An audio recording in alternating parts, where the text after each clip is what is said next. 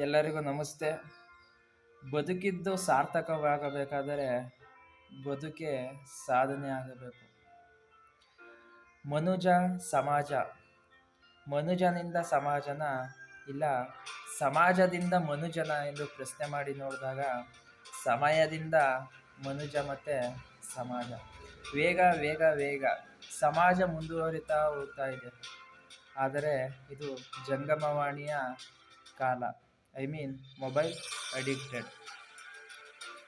ಮುಂಚೆ ಒಬ್ಬ ವ್ಯಕ್ತಿಯ ವ್ಯಕ್ತಿತ್ವದಿಂದ ಇನ್ನೊಬ್ಬ ವ್ಯಕ್ತಿ ಚಾರ್ಜ್ ಆಗ್ತಿದ್ದ. ಒಬ್ಬ ವ್ಯಕ್ತಿಯ ಆಲೋಚನೆ ಚಿಂತನೆಗಳಿಂದ ಇನ್ನೊಬ್ಬ ವ್ಯಕ್ತಿ ಚಾರ್ಜ್ ಆಗ್ತಿದ್ದ. ಒಬ್ಬ ವ್ಯಕ್ತಿಯ ಸ್ಫೂರ್ತಿದಾಯಕ ಮಾತುಗಳಿಂದ ಇನ್ನೊಬ್ಬ ವ್ಯಕ್ತಿ ಚಾರ್ಜ್ ಆಗ್ತಿದ್ದ.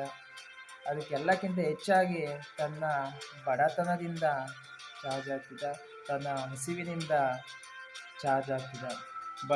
ಆದರೆ ಇವತ್ತಿನ ದಿನ ಪಾಸಿಟಿವ್ ಆ್ಯಂಡ್ ನೆಗೆಟಿವ್ ಎರಡೂ ಇರುವ ಒಂದು ಮೊಬೈಲ್ ಬ್ಯಾಟ್ರಿಯಿಂದ ಚಾರ್ಜ್ ಆಗ್ತಿದ್ದಾರೆ ಅಂದರೆ ಒಬ್ಬ ಮನುಷ್ಯನ ಕಲ್ಪನೆಯನ್ನು ಊಹಿಸ್ಕೊಳ್ಳೋಕ್ಕೂ ಸಾಧ್ಯ ಆಗ್ತಿಲ್ಲ.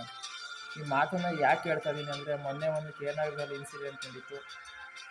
KSRTC ಬಸ್ ಸ್ಟ್ಯಾಂಡ್ನಲ್ಲಿ ಒಬ್ಬ ಹುಡುಗ ಇನ್ನೊಬ್ಬ ಹುಡುಗನಿಗೆ ಬಂದು ಚಾಕುವಿನಿಂದ ಕಿತ್ತಾನೆ ಅಂದರೆ ಆತನ ಪರಿಸ್ಥಿತಿ ಹಾಗೂ ಅವನ ಮನುಷ್ಯತ್ವ ಎತ್ತ ಸಾಗುತ್ತಿದೆ ಎಂದು ಊಹಿಸ್ಕೊಳ್ಳೋಕ್ಕೂ ಸಾಧ್ಯ ಆಗ್ತಿಲ್ಲ. ಬದಲಾಗಬೇಕು ಈ ಸಮಾಜ, ಅದಕ್ಕಿಂತ ಮುಂಚೆ ಬದಲಾಗಬೇಕು ಈ ಮನುಜ.